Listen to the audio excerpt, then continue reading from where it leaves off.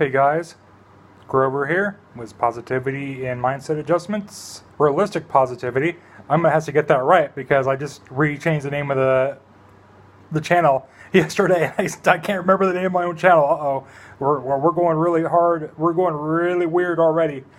And we've got a minor script. I'm not going to read from this continuously, but I'm just glancing over to it so I don't kind of ramble like I did yesterday. And I've got it in landscape mode so that it isn't annoying. And yeah, I've already wasted 30 minutes. Let's go. So we're going to talk about habit formation today. And we're going to add about 6 different ones. What are the good habits that you want? What are some habits that you want to kind of never have and get rid of like ASAP? Okay, so I'm going to read from the script. The Webster Dictionary states a habit as a recurrent, often unconscious pattern of behavior that is acquired through frequent repetition. It also states in secondary an established disposition of the mind or character. Now, in basic terms, it means you're doing something and you've done it so often that you don't even realize you're doing it anymore. It has become a secondary nature to you. You are oblivious that you're doing it. It's like driving a car. Eventually, you can literally drive from one place to the other, not even remember that you drove. Like, how did I get here? I just got in the car and now I'm here. How? That's automation. That is habit forming. That's what habits are. Now, here's some habits. Wow, this is hard. Do you wash your hair once a day? That's a habit. What I apparently can't type, or I'm really can't have your different foods touching each other. That's really weird. That's a habit. Quit bathing because no matter what it. Okay, well, quit bathing because it doesn't matter anyways because we're all going to die in the end and the world is horrible, so why bother? That is unfortunately a general habit that is developed by people with depression. I know because I had depression for 10 years and anxiety and psychosis, and they still creep on top of me now, but it's not as bad as it was before. The great thing about habits is that they can be integrated into your daily schedule. All you got to do is start doing them. Just start doing it. It's the same with rumination, with positive rumination, and basically everything else in your life as well. So, okay, so this thing's worthless. Okay, this is even worse than yesterday because now I'm just doing quiet periods. As I'm reading off good habits, if I mention something that you haven't done today, I want you to pause this video, and I'm sweating, and go do that immediately. I'm serious. Go do it immediately. So, yeah, here we go. So, and habit number 1 is do these habits if you don't, okay, so there's the first one. Do these habits even if you don't feel like doing them. And this is where I have to be honest with you. When I began to change my life, I had zero motivation to do so. I was really depressed. Really depressed. I was crazy with anxiety. I had so much psychosis from stress that I literally was hearing voices and seeing shadows, and they spoke to me. Shit was real, really bad. I was constantly in a dark hole. It was some scary stuff. Still, I had to do it. I knew I had to do it. I literally got up from my chair for the first time that day and had literally been sitting in for 10 hours without doing anything, and got in the bathtub for the first time in a month. And I wish I was kidding. I literally had not bathed in a month. I did not. Up until that point, and for the decade before, I had basically given up on life and was in all essence, trying to destroy myself, which I'm glad I didn't. And I'll talk more about that at a later time. But, yeah. Sometimes you're not going to have the motivation to do something. And when that happens, you got to do it anyways. It doesn't matter. Which goes on to point number 2. Don't make excuses. Stop making excuses for yourself. If you need to do something, do it. You need to do it. Literally, stop. No excuse. Go do it. Oh, but I can't do it because of this excuse. I'd like to try, but this excuse. No. Shut the fuck up. Go do it. Go do it now. In fact, like I said before, if you need to go do it, pause this video, go do it, come back when you're done. And then if you just did that and you're just back, congratulations. You're on the way. You're on the way to a better lifestyle. You're on the way to a better mindset, and at least having a neutral mindset. Keep reading this. And hence my point. No excuses. Do what need to be done. Do it. Okay, so number 3, and this may sound bizarre. I want you to go take a shower or bath right now if you haven't done it today. This is like, you need to go take a, honestly, you need to go have a shower or bath. You need to be clean every day. Some people say that you shouldn't have you should have a bath every 3 days due to immune system responses and everything. No.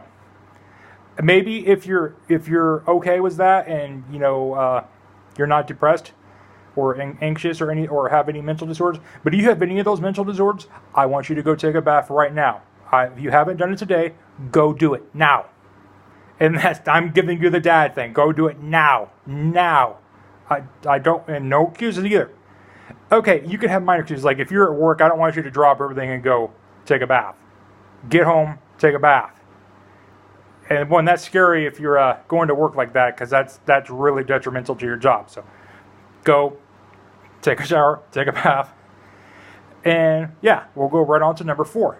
And number 4 is clean your house. And I kind of feel ashamed when I say this. When I first started doing this rule, which was right after I took my first bath in a month, I decided that it was time to clean my house. Oh my God, it was disgusting. It took me literally 2 hours to get it reasonably clean, and then I think the next day it took me another 2 hours to get it immaculately clean. And right now it's kind of, I'm not going to say it's immaculately clean right now, it's clean. Like I got a couple boxes from Amazon that are just chilling that I need to throw out. And a couple other things that I can get done by the end of the day. And that's kind of important too, and goes to the next thing on the list. Make a schedule for everything, at first at least. You want to do this for habit formation. Habit formation is the best way. Like if it's on the wall, like I literally point, let's see if you can see. Do you see that on the wall? That literally is me saying not to have negative rumination and blah blah blah, and also a sign that notes that yes, all these signs are crooked. I don't know. They're still up there. I don't use them anymore because I don't need them anymore because it's now a habit. But they kept me alive. And there used to be a bunch more up there. There used to be all kinds of stuff there. I printed off all my meals because I used to binge eat. Obviously, I mean, well, you can't see. Just a little big still, in the 400s, which we'll get to that later. Yes, make schedules. It may seem OCD. No, it's not. It's really not. Unless you go crazy and you need to do everything exactly on it's scheduled, or you will go fucking insane and go. That's OCD. There you go. Don't do that. You make a list. You make a plan. The plan doesn't have to be followed exactly. It's just a plan to make you form habits. And after you get the habit formed, you don't really need the plan anymore. I mean, you can keep it if you want to, just for the hell of it, or just in case you have a relapse, which you probably will. But yeah, make a list. A really good example is just make a list of things you're going to do every day. And like I said, you don't have to follow it to a par. You could also plan your meals for the week. This is a really good plan. Plan them all for the week, and then you know what you need to buy at the grocery store. So you're not at the grocery store saying, "What do I need to buy?" You already know. You've got the list. From the list of things you're gonna eat for the week. You have your recipes for everything. You know what ingredients you're gonna need. You're good. But yeah, as I said before, do not follow it with a black and white mentality, because black and white mentality is stupid, and it is a way of heading straight for Negativeville. It's just really, this paper won't come apart from the other one. It's a really bad way to make yourself go crazy and potentially have OCD, which, yeah, let's not trade depression for massive OCD, okay? Or anxiety or PTSD. Getting one mental illness in exchange for another mental illness is not the best thing in the world. Number 6, somewhat obvious, you need to go exercise. And it doesn't have to be much. Go do 20 minutes of walking if you can. If you've got kids and you've got a spouse, go walking with them. My God, they need it as much as you. I mean, kids love walking. And, if your spouse should like walking too. Unless, someone's leg is broken. But otherwise, I can't think of a reason not to go walking. And if you want to, join a gym. If not, it's easy to just go walk for 20 minutes. If you do a brisk walk for 20 minutes, that's a mile. And that mile will benefit you greatly for the day health-wise. It'll get you stronger. I've kind of embraced walking and doing some total body workout. I can't do them that much. Well, the total bodies, because I'm still not in the best shape because, I'm pretty damn big. For walking, no, I go crazy walking. I walk like 7 miles a day. That is like 2 hours. So you may not have time to do that. I do right now because I'm recovering from basically a horrible life for the past decade. So I have time to do that until I get back to work, and then everything goes back to normal. And then I too will be struggling to look for time to do my daily exercise. Right onwards, diet. Oh man. As you know, it's not the best thing in the world to be more than 2 pounds overweight. 2 pounds overweight is totally fine. That studies have shown that's actually pretty okay. Over that, it's no longer very healthy. I don't care about fat acceptance. It's not healthy. I mean, you can be happy with yourself when you're overweight. You're still overweight. I'm happy with myself right now. I'm still overweight. I mean, that doesn't change the science and the health things. So I want to go to the polar opposite now too. Underweight is no better. In fact, underweight's a little worse because fat is dangerous. Being obese is dangerous. Being underweight is just as dangerous. In fact, it can kill you just as easily being overweight. So you don't want to do either. You want to control your macros, and you want to make sure that you're getting your BMR worth of calories. To either gain, you look at your BMR to determine what you need to do. If you're underweight and your BMR says is 1,500, then you know that you have to eat more calories. You're going to probably need to eat 2,000. Get back up to a normal weight level, and then find a level to maintain it. If you're overweight and you find your BMR, congratulations, stick to your BMR. You will slowly lose weight because your BMR literally is what you need to exist as a human being. This doesn't include even sitting around. Sitting around, it uses more calories than your BMR. It's like 300 extra usually. So, yeah, get your BMR, eat proper calories, and it doesn't matter what you really eat. It comes to lifestyle. It comes to diet styles, and I will tell you right now,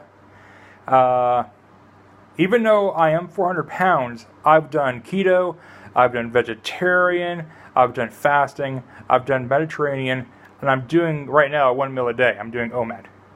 And I also just did the standard American diet. They all work. They're fine. They're all calories in, calories out. Even fasting, it's just your calories in, calories out, it's 0. So,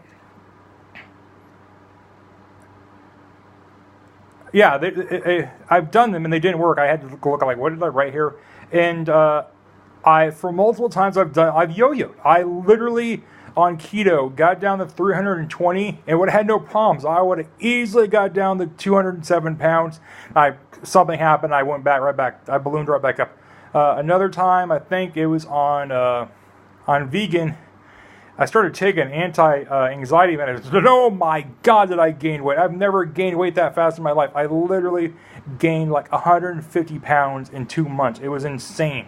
I simply could not stop eating. I was binging constantly, like easily 10,000 calories a day. It was horrible. It's not a bragging thing at all. It was actually something that you don't want to do.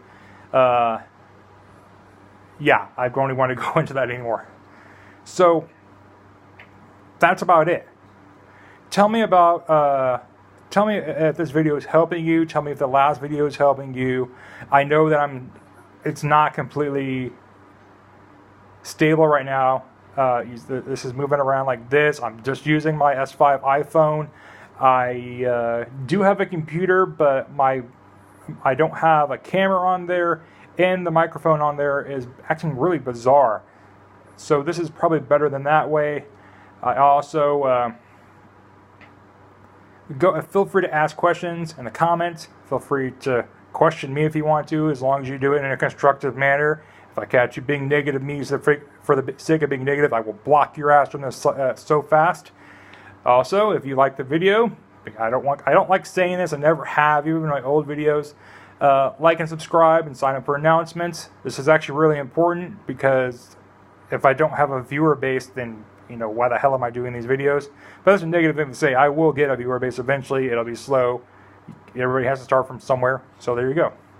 So everybody have a great Monday, and try to keep your life positive, or at least neutral. And I'll see you guys next time.